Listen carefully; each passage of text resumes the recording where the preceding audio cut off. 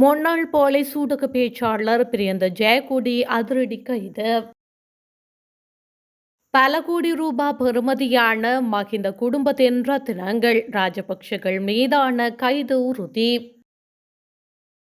தெற்கோணமலையில் 3071 acre நிலத்தை இந்தியாவிற்கு வழங்க தயாராகும் அரசாங்கம்.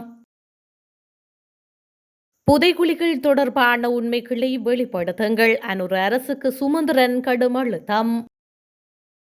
மைத்ரி செய்த தவறால் தப்பிய குற்றவாளி தேடி பிடிப்பதற்காக சிவப்பு அறிவிப்பு. புடினிற்கு டொனால்ட் ட்ரம்ப் வைத்த செக் இன்னும் 10 நாட்களில் அதிரடி முடிவு.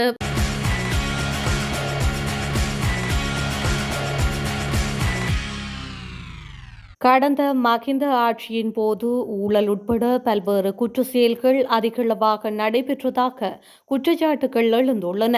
அதில் பாரதூரமான குற்றச்சாட்டுகள் மகிந்த குடும்ப உறுப்பினர்கள் சார்ந்தவை என்பது பலருக்கும் அதிர்ச்சியை ஏற்படுத்தியிருந்தது. மகிந்தவின் புதல்வர்கள் உட்பட அவரின் சகோதரர்கள் மற்றும் அவர்களின் குடும்ப உறுப்பினர்கள் என ஊழல் மோசடிகள் நீண்டு கொண்டே செல்கின்றன. அதில் மகிந்தவின் புதல்வர்களான பலரின் சொத்துக்களை வலுக்கட்டாயமாக பெற்றுக்கொண்ட பல சம்பவங்கள் அம்பலப்படுத்தப்பட்டிருக்கின்றன. கொலை உட்பட பல குற்றச்சாட்டுகளை எதிர்கொள்ளும் மகிந்தவின் புதல்வர்கள் பாரிய நிதி மோசடியிலும் ஈடுபட்டதாக சிறைச்சாலை சென்று வந்துள்ளனர். இவ்வாறான நிலையில் மகிந்தவின் இரண்டாவது புதல்வனான ஜோசிது ராஜபக்ஷ கல்கிச பகுதியில் வைத்திருக்கும் சொத்து தொடர்பில் சர்ச்சையை ஏற்படுத்தியுள்ளது. அது தொடர்பான வழக்கு விசாரணைகள் நடைபெற்று வருகின்றமையும் குறிப்பிடத்தக்கது. முன்னாள் சிரேஷ்ட பிரதி போலீஸ் மா அதிபர் பிரியந்த ஜெயக்கொடி குற்றப்புலனாய்வு திணைக்கள அதிகாரிகளால் கைது செய்யப்பட்டுள்ளார். பிரியந்த ஜெயக்கொடி கேகல்பத்தர பத்மி என்ற பெயரிலான பாதாள உலக குழு குற்றவாளி குழு தலைவர் தன்னை கொலை செய்யும் வகையில் மிரட்டியதாக குற்றப்புலனாய்வு திணைக்களத்தில் தவறான முறைப்பாடு செய்ததாக குற்றம் சுமத்தப்பட்டுள்ளது.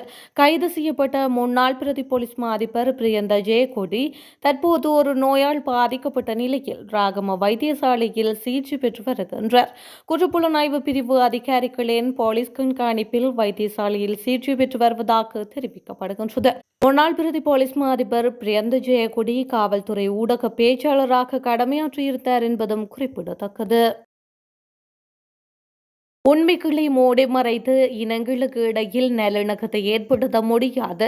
எனவே புதைக்குழிகள் தொடர்பிலான உண்மைகளை அரசாங்கம் கண்டறிந்து அதனை வெளிப்படுத்த வேண்டும் என ஜனாதிபதி சட்டத்தரணி எம்.ஏ. சுமந்திரன் தெரிவித்துள்ளார்.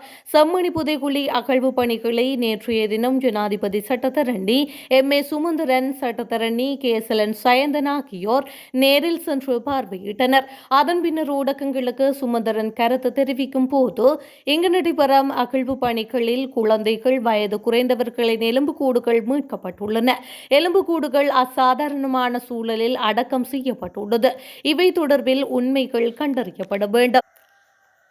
சில இடங்களில் அடையாளம் காணப்பட்டுள்ளது. இலங்கையில் புதைகுழிகள் அடையாளம் காணப்பட்டுள்ள போதிலும் அவை தொடர்பில் ஆய்வு செய்யக்கூடிய பொறிமுறைகள் இலங்கையில் இன்னமும் இல்லாத நிலைமைகள் காணப்படுகின்றன.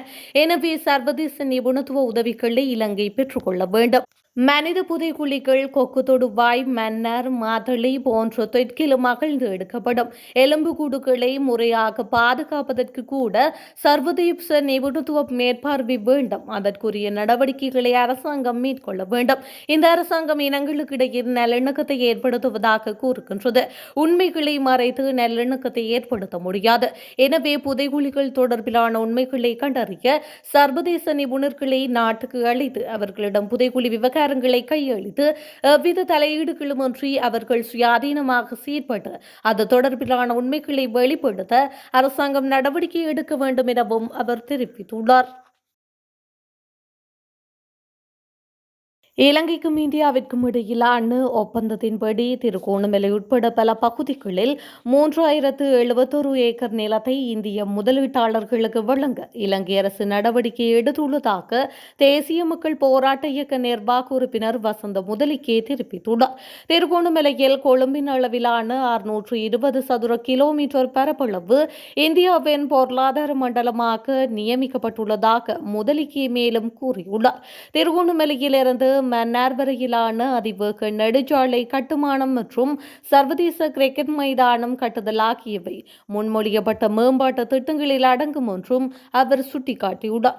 முதலிக்கே பின்வரும் நில ஒதுக்கீடுகளை இதன்போது மேற்கோள் காட்டியுள்ளமையும் குறிப்பிடத்தக்கது. திருகோணமலை எண்ணெய் தொட்டி வளாகம் 851 ஏக்கர், இதில் 62 எண்ணெய் தொட்டிகள் ஏற்கனவே இந்தியாவிற்கு வழங்கப்பட்டுள்ளன. சம்பூர் மின் உற்பத்தி நிலைய பரப்பளவு 831 ஏக்கர்.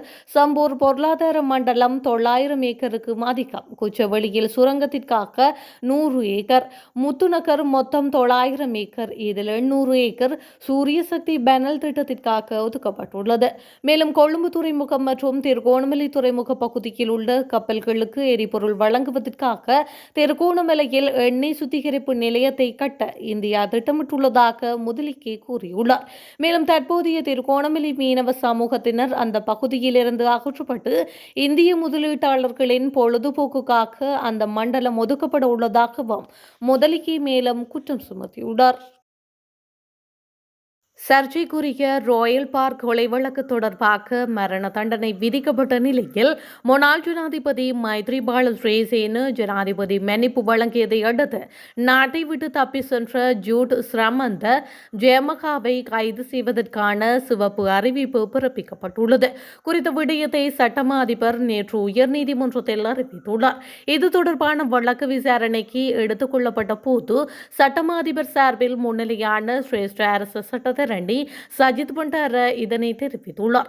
இந்த மனு உயர்நீதிமன்ற நீதிபதிகள் எஸ் துரைராஜா, யசத கோதாகுட மற்றும் அர்ஜுன ஒபேசகர் ஆகியோர் அடங்கிய 3 நீதிபதிகள் கொண்ட அமர்வு முன் பரிசீலிக்கப்பட்டது. மகளிர் ஊடக கூட்டணி தாக்கல் செய்த அடிப்படை உரிமைகள் மனுவில் முன்னாள் ஜனாதிபதி மைத்ரிபால சிறிசேன, ஜூட் ஸ்ரமந்த ஜெயமகா மற்றும் சட்டமா அதிபரை பிரதிவாதிகளாக பெயரிட்டுள்ளார். தொடர்புடைய அடிப்படை உரிமைகள் மனுவை விசாரித்த உயர் நீதிமன்றம் முன்னாள் ஜனாதிபதி மைத்ரிபால சிறிசேன, ஜூட் சரமந்தவுக்கு மன்னிப்பு வழங்கிய விதம் அரசியலமைப்பிற்கு விரோதமானது என்று முன்னர் தீர்ப்பளித்திருந்தது. அதன்படி மைத்ரிபால சிறிசேனவால் ஜூட் சரமந்தவிற்கு வழங்கப்பட்ட ஜனாதிபதி மன்னிப்பு செல்லத்தகாதாக்கப்பட்டு ஜூட் சரமந்த ஜெயமகாவை இலங்கைக்கு மீண்டும் அழைத்து வர தேவையான நடவடிக்கைகள் எடுக்கப்பட்டன. குற்றம் சாட்டப்பட்டவரை நாட்டிற்கு அழைத்து வர எடுக்கப்பட்ட நடவடிக்கைகளின் போது அவர் சிங்கப்பூரில் இருப்பதாக கிடைத்த முதற்கட்ட தகவலின் அடிப்படையில் அவரை நாட்டிற்கு ஒப்படைக்குமாறு சட்டமா அதிபர் கோரிக்கை விடுத்திருந்தமையும் குறிப்பிடத்தக்கது. அமெரிக்க ஜனாதிபதி டொனால்ட் ட்ரம்ப் ரஷ்யா மற்றும் உக்ரைன் இடையிலான போரில் அமைதி ஒப்பந்தம் செய்வதற்கான கால அவகாசத்தை சுருக்கியுள்ளார். முதலில் கொடுத்த 50 நாட்களின் காலக்கெடுவை தற்பொழுது 10 முதல் 12 நாட்களுக்குள் முடிவுக்கு வர வேண்டும் என ரஷ்ய ஜனாதிபதி புடினுக்கு எச்சரிக்கை விடுத்துள்ளார். நான் புடினிடம் பலமுறை பேசியுள்ளேன். அவர் ஒப்பந்தத்திற்கு தயாராக உள்ளார் என நினைத்தேன். ஆனால் பின்னர் கீவ் போன்ற நகரங்களுக்கு ராக்கெட் வீசி பொதுமக்களை கொள்ளுகின்றார் என ட்ரம்ப் கூறியுள்ளார். பிரிட்டன் பிரதமர் கியர் ஸ்டாமருடன் ஸ்காட்லாந்தில் பேசிய ட்ரம்ப், ரஷ்யா தொடர்ந்தும் முறைகேடான தாக்குதல்களில் ஈடுபடுவது தனது நம்பிக்கையை செயற்குலைத்துவிட்டதாகவும் இதனால் காலக்கெடுவை சுருக்க நேர்ந்தது என்றும் தெரிவித்துள்ளார். அதோடு புடினின் போர் நிறுத்த முடிவின் தாமதம் குறித்து பேசியுள்ள டொனால்ட் ட்ரம்ப், இது தேவையற்ற தாமதம், முடிவு ஏற்கனவே தெரிந்திருந்தால் ஏன் காத்திருக்க வேண்டும் என்றும் கேள்வி எழுப்பியுள்ளார். மேலும் அமைதி ஒப்பந்தம் இல்லை என்றால் ரஷ்யாவுடன் வணிகம் செய்பவர்களுக்கு 100% வரி விதிக்கப்படும் எனவும் கூடுதல் தணிக்கை மற்றும் தடைகள் நடைமுறைப்படுத்தப்படுவதாகவும் டொனால்ட் ட்ரம்ப் எச்சரித்துள்ளார்.